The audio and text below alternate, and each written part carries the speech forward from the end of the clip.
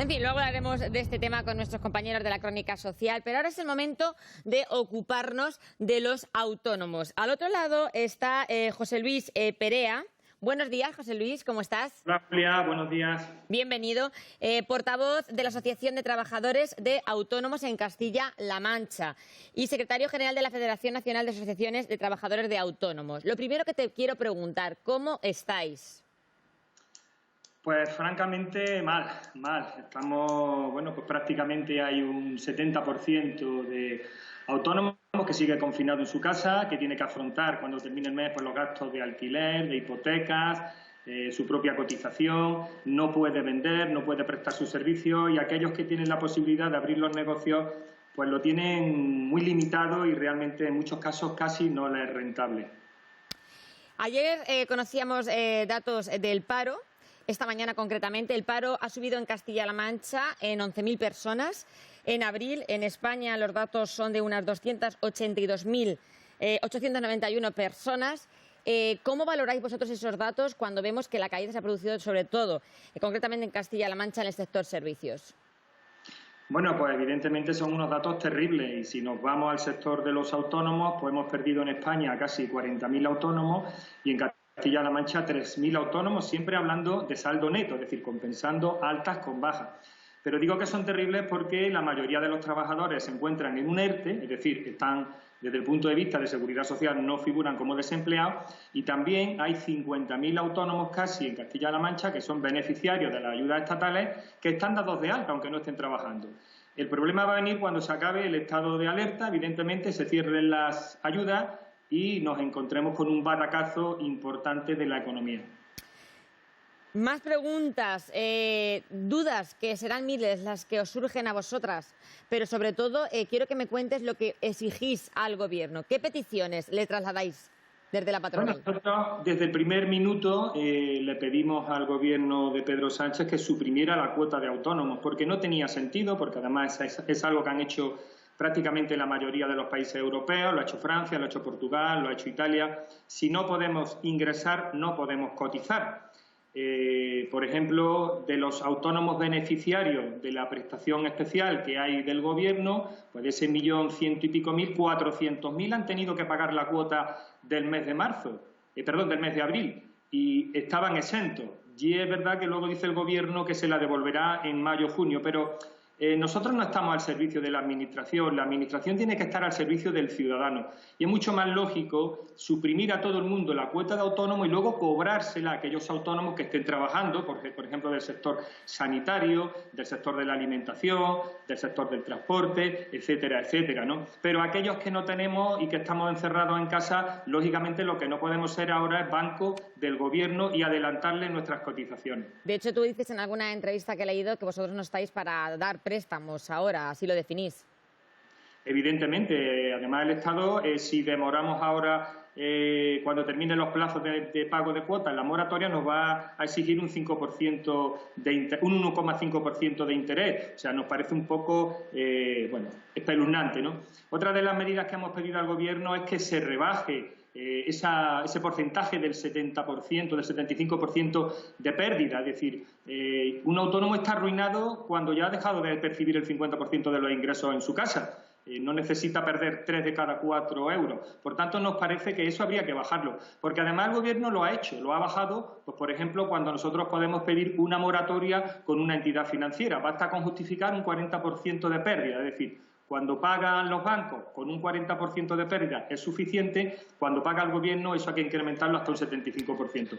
Nos parece que se pueden corregir las cosas. Y la realidad en nuestra región es la que es. La mayoría de los autónomos son pequeñas empresas, algunos incluso con un trabajador o ellos mismos solos, que están prestando sus servicios como pueden. Eso ha provocado también que el impacto de aperturas haya sido muy escaso en esta primera fase cero. Pues sí, la verdad es que ayer hacíamos una medición, aproximadamente abierto un 20% del comercio minorista, un 50% de las peluquerías y solamente un 3% del sector hostelero. Lógicamente, con las medidas que hay, con esa incertidumbre, con no saber hasta el domingo por la tarde cómo puede abrir, en qué condiciones, si tengo que poner mamparas, si tengo que comprar algún equipo de protección personal o individual o para mi cliente.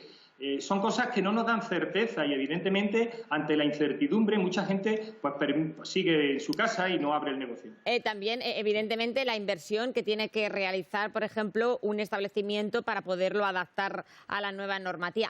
Algunos autónomos incluso se están planteando ante esa inversión dejar ese oficio que tienen. Bueno, nosotros hicimos una encuesta hace aproximadamente una semana y, bueno, aquí evidentemente el factor psicológico también es importante, y estar confinado en nuestra casa, gente que estamos trabajando 12 horas diarias, pues lógicamente eso influye, ¿no? Y nos decía que aproximadamente un 35% no van a seguir. Un 35% de los autónomos. Eso es mucha gente. Son muchas telas, son pues prácticamente casi 15.000, 20.000 autónomos en nuestra región. Tú piensas que nuestra región es una región muy rural, donde un comercio en un pueblo, en un pueblecito pequeño, una mercería o un bar, bueno, pues de alguna manera arraiga al personal. Si lo cerramos, nos encontramos con un problema muy, muy grave.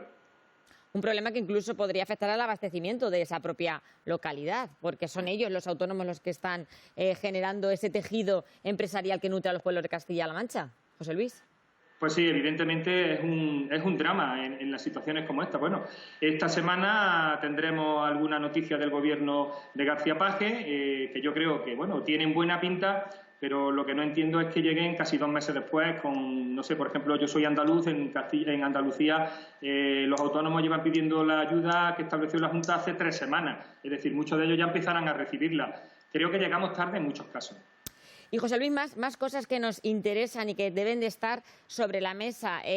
Por ejemplo, ayer se acordaba un pacto, un acuerdo con la Junta de Comunidades, acuerdo con los agentes sociales y una serie de medidas, 74 concretamente. ¿Qué os parecen a vosotros? ¿Son adecuadas? ¿Son las necesarias? ¿Hacen falta más medidas? Hombre, nosotros siempre vamos a decir que toda ayuda en este momento al colectivo de autónomos es poca, evidentemente. Sí nos parece bien en el sentido de que, bueno, aunque no hemos estado en la foto oficial, pero sí tenemos interlocución directa, sobre todo con la Consejería de Empleo, y hemos hecho llegar a través de la Dirección General de Trabajo Autónomo nuestras propuestas.